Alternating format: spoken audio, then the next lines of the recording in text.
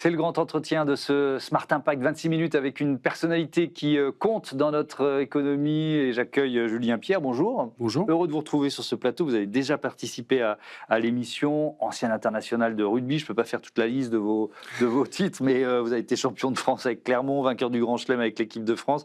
Et donc aujourd'hui, vous présidez Fair Play for Planet, que vous avez créé il y a 5 ans. Déjà, on va remonter à l'origine. Pourquoi vous l'avez créé? Voilà. Tout d'abord, j'ai toujours été sensibilisé à la protection de l'environnement et des espèces menacées notamment. Et puis, j'avais conscience que le sport a un véritable pouvoir sur la société. Comme disait Nelson Mandela, le sport a le pouvoir de changer le monde, et je suis persuadé que le sport a ce pouvoir-là, ce rôle pédagogique du sport amateur et le devoir d'exemplarité du monde pro, qu'aujourd'hui 50% des personnalités les plus influentes au monde sont des sportifs ou des anciens sportifs. C'est des chiffres qui sont réels, qui sont sortis. Euh, et puis cet engagement, ma carrière de sportif, j'avais envie d'aller beaucoup plus loin. Euh, et fait un constat également que le sport était très engagé sur les sujets sociaux, sociétaux, par nature, par Ouais. essence même. Mais c'est vrai que sur les sujets de transition écologique, un petit peu moins facile pour eux à aborder aussi également, hein, parce que c'est pas leur cœur de métier, Ouais. tout simplement. Euh, qu'il existait plein d'outils pour mesurer, valoriser l'ensemble des actions qui sont menées au sein de ces structures sportives, mais qu'il n'existait pas d'outils universels qui permettent d'identifier, structurer, mesurer et valoriser l'ensemble Ouais. des actions. Et donc, c'est pour ça que j'ai Donc créé c'est un label en un fait, label. hein, c'est Voilà. ça. Voilà, on en vient au label Fair Play for Planet qui fonctionne comment? C'est-à-dire vous prenez, ça peut être un événement, ça peut être un club, ça peut et vous allez quoi? Calculer Ah, son impact, c'est ça? Alors, nos cibles, c'est les clubs pro ou amateurs, Oui. les événements sportifs, Mmh. les établissements sportifs, piscines, patinoires, hippodromes, Ouais. et dernièrement les fédés, ligues, fédérations.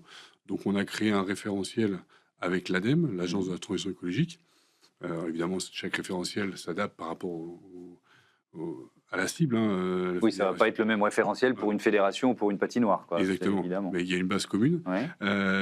et on va, à travers des indicateurs, des thématiques, mesurer, toutes les actions qu'ils ont mises en place, sur le transport. Est-ce que vous avez sensibilisé le public à une mobilité douce, Ouais. partagée? Est-ce que vous avez supprimé la viande dans les restaurants? Est-ce que vous avez mis des poubelles de tri? Est-ce que vous avez fait votre bilan carbone? Mmh.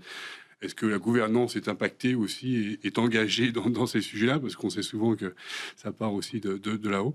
Donc, un référentiel qui est une sorte d'autodiagnostic pour les structures qui répond à toutes les questions qu'ils ont mis en place. Un audit, parce Ouais. que pour nous, l'audit est important, la vérification. Savoir d'où on parle, hein. Exactement, Ouais. on est capable de mesurer. Et puis après, c'est une démarche de progrès pendant 2 ans, le temps de la labellisation, avec différentes pistes de progrès qu'on va amener, différentes solutions qu'on va apporter aussi à travers des webinaires, des catalogues de Mmh. solutions, une veille normative, toute une communauté aussi qu'on essaye d'engager autour de ce mouvement. Et Vous avez puis, commencé avec qui? On va parler des ouais, bien sûr, nouveautés, hein, parce qu'il y a plein de nouveaux partenariats, de nouveaux contrats, mais vous avez commencé avec qui? avec la section paloise. Section paloise, donc le rugby, En fait, logiquement quand même. j'ai fini de jouer au rugby à la section en 2018. Ouais, 2018-2020, je suis resté à la section. bon, Et j'avais commencé à mettre ça en place. Et quand je d'accord. suis parti, j'ai dit: Et alors c'est bien parce qu'il y a moyen de faire un bilan. Qu'est-ce que le label Fair Play for Planet a permis d'améliorer à la dimension d'un club de rugby, en fait? Alors déjà, ça a permis de structurer toute la démarche, Oui. de faire prendre conscience à l'ensemble des collaborateurs qu'en fait, il y avait une vraie démarche RSE au sein de la structure. Mmh. Et je me souviens encore de la première réunion en disant: j'ai envie de lancer ça à la section baloise. Et tout le monde m'a dit: mais Julien, on ne fait rien. Et puis en fait, quand j'ai fait le tour de toutes les structures, en fait, je me suis rendu compte qu'il y avait plein de petites actions qui étaient menées. Ouais. Il a fallu les coordonner. Et aujourd'hui, déjà, il y a une vraie prise de conscience du club dans cet engagement. Mmh. Euh, qu'est-ce qu'ils ont mis en place? Ils ont travaillé sur tout ce qui est alimentation, Mmh. travaillé sur le terroir, sur la mise en valeur du Béarn aussi au sein du club. Je sais qu'ils travaillent beaucoup sur tout ce qui est mobilité avec la collectivité, Ouais. pour tout ce qui est covoiturage, Oui, parce que navette gratuite le jour de Dans, match. dans le bilan d'un événement sportif, évidemment, c'est le transport des spectateurs. On y reviendra en détail. Je vais vous citer, à chaque fois qu'on fait le grand entretien, on prend une citation d'un de nos invités. Et ça m'a intéressé parce que vous faites un lien. En tant qu'ancien sportif de haut niveau, je sais à quel point les valeurs du sport, le respect, le dépassement, la solidarité, résonnent avec celles de l'écologie. Euh, il y a le mot fair play dans, dans le nom de ce label. Qu'est-ce que ça signifie pour vous au-delà du sport et pour la planète d'une certaine façon? Fair play, c'est marrant, c'est un mot anglais. On n'a pas de mot on est allé chercher un mot anglais, on n'a pas de mot français. Oui, on n'a pas de mot français. Ouais. Pourtant, en tant qu'ancien rugbyman, On est souvent plus fair play que les Anglais. je sais pas. Je vais pas me souvenir. Ouais, bon, allez, on va pas répondre à ça. Non, Mais ça veut dire quoi, le fair play appliqué à finalement l'engagement environnemental nous, on a une vision, c'est de faire du sport un levier majeur de la transition écologique, Ouais. véritablement. Mm. Et j'ai une ambition peut-être encore plus lointaine, c'est de me dire que aujourd'hui, dans les valeurs universelles du sport, on Ouais. parle d'inclusion, on parle de solidarité, Ouais. on parle indirectement de santé, Mm. mais la protection de l'environnement, ce n'est pas écrit dans les Pour valeurs. l'instant, ça n'y est pas. Pour l'instant, ça n'y est pas. Ouais. Alors que pour faire du sport, on a besoin d'un environnement sain. Ouais. Partout où qu'on soit, dans la montagne ou sur un terrain de rugby ou à la mer ou n'importe. Mm.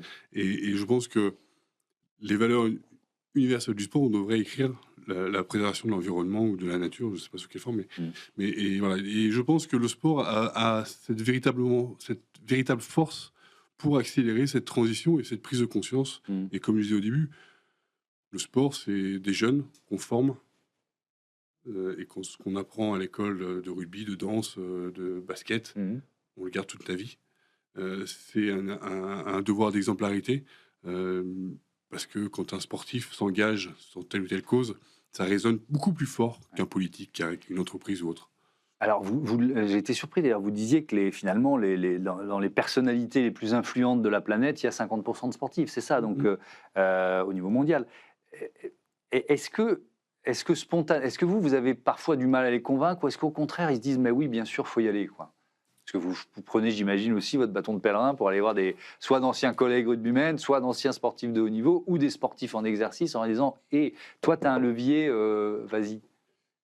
Oui, et en même temps, je reviens au point de départ, c'est qu'en fait, dans les valeurs universelles du sport, il n'y a pas la protection de l'environnement. Donc, spontanément, ils vont peut-être vous dire oui, ok, c'est bien gentil, Et, Julien, mais c'est pas là-dessus que je vais y aller, quoi. et aujourd'hui, c'est compliqué de... Les sportifs sont déjà engagés sur les causes sociales, sociétales, et j'en connais qui sont très, très engagés, que ce soit financièrement ou juste de leur temps Ouais. et de leur image. Et c'est vrai que parfois, de dire, ben moi, je vais m'engager dans la protection de l'environnement ou la réduction de l'empreinte carbone ou quoi qu'est-ce, et en même temps, je prends l'avion toutes les semaines parce que c'est mon quotidien.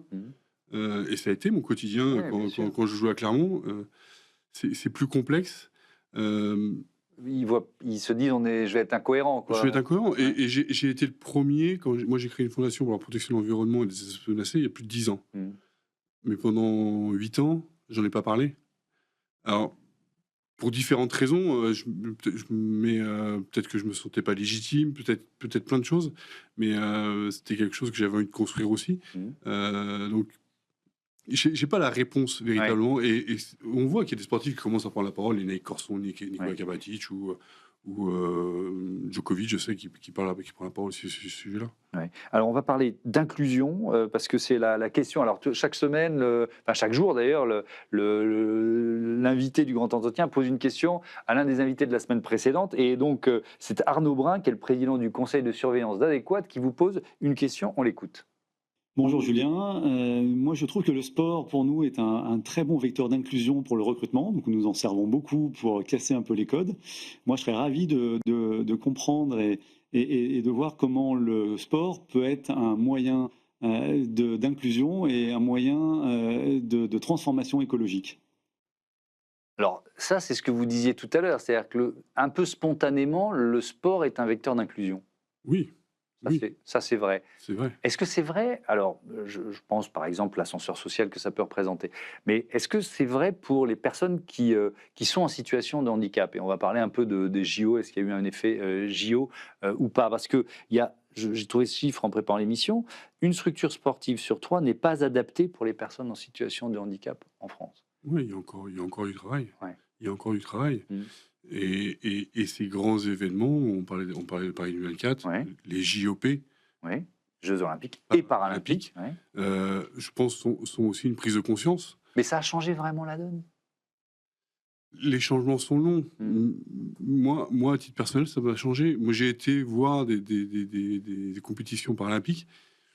Je pense que je n'y aurais jamais été s'il n'y avait pas eu JO. Ouais. Je suis très honnête. Mais ça m'a changé et j'ai vu quelque chose de différent.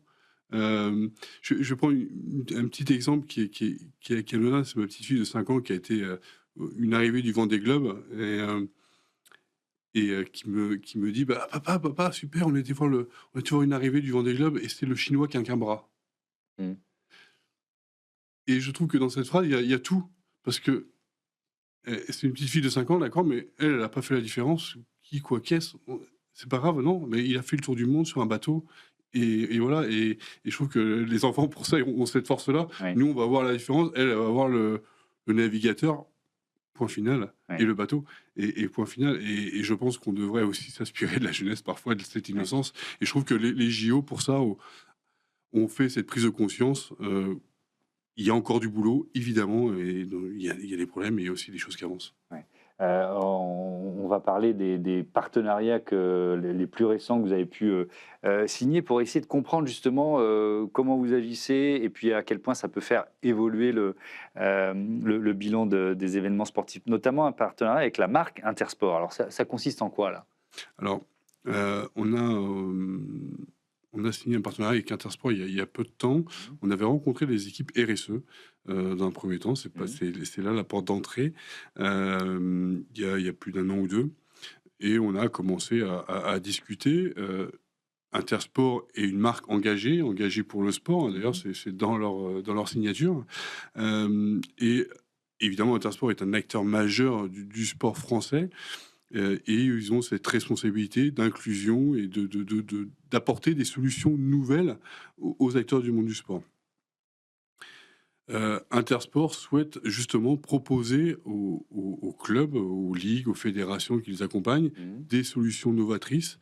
Et dans le cadre de ce partenariat, nous, on a eu la chance de former les 200 commerciaux Intersport au label Fair Play Planet. Alors l'objectif, c'est pas que ces commerciaux deviennent vos commerciaux, nos commerciaux, ouais.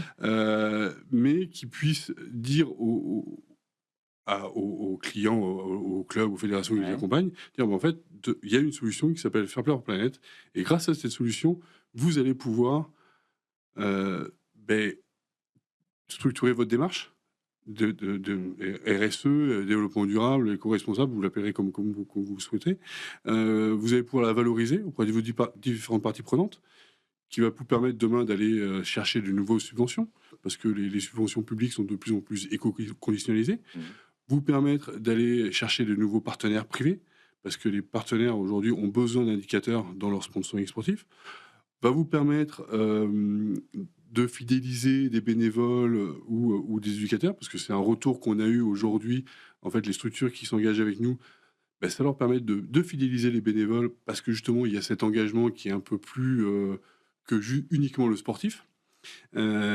Et puis, chercher de la visibilité, parce qu'aujourd'hui, on a différents partenariats, dont un partenariat aussi avec le groupe L'Équipe, où on a tous les ans le palmarès Fair Play Planet qui paraît dans l'équipe. Toutes les structures sportives ne paraissent pas dans l'équipe tous les ans. Donc, c'est aussi un moyen. Voilà. Mais est-ce que vous diriez que, alors pas aujourd'hui, mais à terme, par exemple un club qui n'a pas fait cette démarche aurait plus de mal à trouver un sponsor? Parce que là, on parle d'Intersport, il y a voilà, le sponsoring, c'est quand même l'un des piliers économiques du sport aujourd'hui. Est-ce que vous diriez que ce label, ça ouvre la possibilité de toucher peut-être plus de sponsors potentiels? Alors on a aussi signé un partenariat avec la MGN, qui nous a intégrés dans sa stratégie climat. On est en discussion avec d'autres grands groupes. Il n'y aura pas que nous. Mais clairement, tous les grands groupes nous le disent, demain, il y aura besoin d'indicateurs. Et en réalité, ils sont déjà là. Mm. Parce qu'aujourd'hui, quand un club, un événement sportif va voir un partenaire, le partenaire va demander tout de suite qu'est-ce que vous faites, qu'est-ce que vous mettez en place en lien avec sa politique RSE. On parle d'inclusion, on parle de sport féminin, on parle. Est-ce que vous faites ça en place? Est-ce que vous le mettez en place? Et si vous le mettez en place, du coup, oui, on peut parler de partenariat, mais qui n'est pas uniquement axé sur le sportif, mais qui est axé aussi sur le rôle social, sociétal du sport. Ok, mais je repose la question, est-ce que c'est forcément ce que vont chercher les sponsors? Vous voyez ce que je veux dire? Ils vont chercher le rayonnement de leur marque, quelle cible le club va toucher, etc. Enfin, vous voyez, évidemment, c'est pas forcément l'engagement environnemental du club qui va les faire venir. Évidemment, il y a d'autres indicateurs, évidemment. Mais de plus en plus de marques rattachent le pôle sponsoring au pôle RSE. Donc il y a aussi un lien. Et aujourd'hui, quand une marque dit à une feuille de route à 2030 sur la décarbonation, sur les engagements, sur son activité même, une feuille de route sur ses collaborateurs, comment les engager, sur le sponsoring, où il est le plus visible, c'est compliqué de dire on va mettre aucun indicateur et on va demander absolument juste un ROI économique ou de visibilité.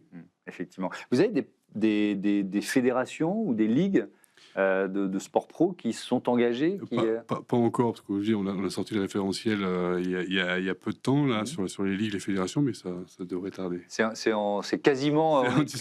on est quasiment au moment de l'annonce, qui est une vraie question. Vous l'avez évoqué tout à l'heure sur les déplacements, parce que on va là s'intéresser aux grands événements sportifs et à leur impact. On a ce chiffre qui nous dit que les transports correspondent à environ 80%, c'est énorme, du bilan carbone d'une manifestation sportive. Intuitivement, on se doutait que c'était les transports qui pesaient le plus, mais c'est 80% du bilan carbone d'une manifestation sportive. Est-ce que ça met en cause l'existence même de ces événements? Vous voyez ce que je veux dire? Parce qu'on va faire plein d'efforts sur l'alimentation, sur les emballages, sur les plastiques à usage unique, etc. Mais il n'empêche qu'on va faire venir des spectateurs du monde entier, quoi. Oui, et c'est une vraie question. Et là, vous prenez l'exemple d'un événement international. On était en discussion hier avec un club de basket. Il me dit, mais en fait, nous, dans notre ville, il n'y a pas de bouchons, il n'y a pas de problème de parking. Demander à des spectateurs de venir en covoiturage ou en vélo quand il pleut, en réalité, ça ne se fera pas. Enfin, ou ça sera très très long de changer ses habitudes. Donc, oui, c'est une problématique. On parle de 80%, mais c'est entre 70 et 90, même parfois un peu plus, l'impact en fonction des événements, quoi. En fonction des événements. Donc, il y a un vrai impact. Comment on réduit, on arrive à réduire au maximum cet impact? Il y a des solutions qui sont d'être réfléchies au niveau mondial. Déjà, peut-être la première solution, c'est d'arrêter de les multiplier. Les événements en question? Ces événements, peut-être. Là, on va parler foot. Si vous me cherchez, on va y aller. Parce que la Coupe du Monde des clubs qui a été organisée par la Fédération on peut parler de rugby aussi, ça ne me dérange pas. Il y a pas de souci. Mais on va parler de rugby aussi si vous voulez. Mais c'est vrai que... ou alors la prochaine Coupe du Monde de football qui va se dérouler dans 3 pays en même temps. Enfin, on est quand même dans l'antithèse, quoi. On est dans l'aberration écologique. On est dans l'aberration, et dans l'aberration écologique, dans l'aberration pour la santé des joueurs. Parce que quand je vois des joueurs qui font des matchs de foot, qui font 60-80 matchs par an, on met en danger la santé des joueurs. C'est vrai aussi en rugby. Et c'est en vrai aussi au rugby, et dans tous les sports en réalité. Donc à toujours vouloir faire plus, est-ce qu'on y gagne vraiment? Est-ce que un France-Brésil ou un France-Nouvelle-Zélande, c'est pas du charme? Parce que justement, on le voit tous les 4 ans, on le voit pas tous les 6 mois. C'est ça aussi la magie du sport. Les JO, si on le voit tous les 6 mois, Paris 2024, c'était beau parce que peut-être que ça faisait 100 ans qu'on ne l'avait pas vu. Oui, aussi. Mais donc, c'est une question presque existentielle. Moi, je suis passionné de sport et des grands événements sportifs. Moi aussi. Et donc, j'ai envie de les voir, j'ai envie de continuer de regarder les Coupes du Monde de rugby ou des beaux France All Black ou France Afrique du Sud. Mais en fait, j'ai l'impression que ce que vous portez, il y a un niveau international où finalement l'argument pèse pas. Est-ce que c'est ce que vous ressentez, aussi, alors là, peut-être par exemple la Fédération internationale de rugby, je ne sais pas si vous avez essayé de les convaincre et si oui, comment vous avez été reçu? Alors la fédération, le World Rugby Mmh. a diminué, je sais par exemple, le nombre de matchs du tournoi de rugby à 7. Il avait enlevé une date, avait Mmh. optimisé aussi les déplacements, Oui, on peut petit à parler des petit. circuits, effectivement, Des celle circuits de qui sont de plus en plus optimisés. ouais. Mais oui, on est dans la contradiction permanente, hein. Je sais que World Rugby réfléchit pour les prochaines coupes du monde à, c'est pas, ce sera peut-être pas le bon terme, mais à régionaliser l'accès, au stade, et à limiter. Mmh.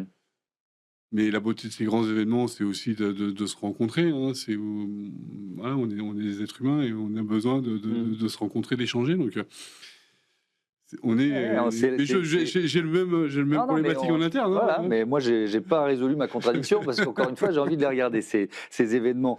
Vous étiez au Congrès mondial de la nature il y a peu de temps, avec quoi? Avec un projet de livre blanc, c'est ça? Alors, j'étais au Congrès mondial de la nature. Moi, j'ai créé une fondation pour la protection de l'environnement, Mmh. notamment, et on a présenté un livre blanc avec l'AFD en partenaire et l'UICN, qui est l'Union internationale de la conservation de la nature, et justement sur l'utilisation du sport dans la protection de la biodiversité et de la nature. Comment les ONG de conservation peuvent utiliser le sport comme moyen de sensibilisation de protection de la nature, et comment le sport peut justement intégrer ces notions de protection de la nature. Et vous me voyez venir, ou Ouais, le prochain step, quoi. ouais, C'est justement que demain, on puisse intégrer cette protection de la nature dans les valeurs universelles du sport. Et je ouais, pense que c'est un combat qu'il faut mener. ouais. Il y a des ONG qui s'en emparent d'ores et déjà? On va le faire. Ouais. On va Donc s'en emparer. donc ça, c'est un cap supplémentaire. Votre entreprise, elle est, agréée, ESUS, donc économie solidaire, l'économie sociale et solidaire. Pourquoi vous avez fait ce choix? Pourquoi avoir fait le choix d'une entreprise de l'ESS agréée ESUS? On a regardé différents modèles. Est-ce qu'on partait sur une ONG? Est-ce qu'on partait sur une entreprise à mission? Et le modèle qui nous plaisait le plus, qui avait pour nous le plus d'impact, c'était l'entreprise de l'ESS, Agrésus, qui demande quand même quelques contraintes Ouais. sur les salaires, sur les engagements de l'entreprise, sur les capitaux, etc. Et on avait vraiment envie d'aller dans cette voie-là. C'était un choix collectif. Euh, voilà. Mmh. Et ça vous ouvre des portes? Ou c'est simplement, en interne, c'est dans une forme de cohérence avec votre engagement? C'est une forme de cohérence avec notre engagement. Ouais, On n'a pas cherché, ça nous ouvrait des portes. Aujourd'hui, c'est ouais. vrai on est focalisé sur le développement même de Fairplay. Mais non, c'est en cohérence avec nos engagements et peut-être avec l'entreprise de demain, quoi. Mmh. Je voudrais qu'on revienne on a parlé des grands événements sportifs, on a parlé des clubs, on a parlé de fédérations ou des ligues. Et puis alors, vous nous avez dit tout à l'heure qu'il y avait la question des équipements et de la consommation énergétique des équipements. Avec ce chiffre sur la consommation électrique des enceintes sportives, 40% de cette consommation électrique, gymnase, dojo, piscine, patinoire, etc., elle est gaspillée en déperdition de chaleur. Est-ce que déjà la prise de conscience existe? Vous expliquiez tout à l'heure que ça commençait par là, souvent, le label Fair Play for Planet. La prise de conscience existe. Elle a été pointée du doigt lors de la crise énergétique, hein, Ouais. avec le plan de sobriété, justement, qui a été déployé par le ministère des Sports. Donc il y a une vraie prise de conscience. Mmh. Euh, Et en effet, 40% d'énergie produite Et perdue, est perdue. alors qu'on pourrait la récupérer, la Alors qu'on réutiliser, la pourrait... réintégrer à des réseaux de chaleur, etc. Enfin, Exactement. Et en même temps, il y a une étude qui a été faite sur un bâtiment neuf. Alors, je crois que c'était en Allemagne. mmh. Neuf, donc tout bien équipé. J'ai pas tous les détails, mais Mmh. et en réalité, à la fin, les personnes qui utilisaient cet équipement faisaient beaucoup moins attention à la clim, Ah, au chauffage, à l'eau. ça arrive aussi. Et donc, c'est pour ça que il y a rénovation et en même temps sensibilisation. Pour moi, c'est important parce qu'on est tous pareils. Quand on sort d'un match de foot ou d'un gymnase et qu'il fait un peu froid et que l'eau coule, on l'a tous vécu, il y a un tout petit peu d'eau, Ouais, on va vite, on se dépêche, on ferme vite les portes, on éteint la lumière. Dès qu'il y a un peu plus de confort, ouais. On en profite. La douche dure beaucoup plus longtemps. et on fait pas attention si la Ouais, fenêtre est ouverte, s'il y a le chauffage à fond. ouais. Donc, il y a un double enjeu de sensibilisation, d'éducation et je pense que c'est la répétition. Et en même temps, en effet, il y a besoin aussi de rénover, de meilleurs équipements demain. Merci beaucoup, Julien Pierre, et à bientôt sur Be Smart for Change. On passe tout de suite à notre rubrique Startup.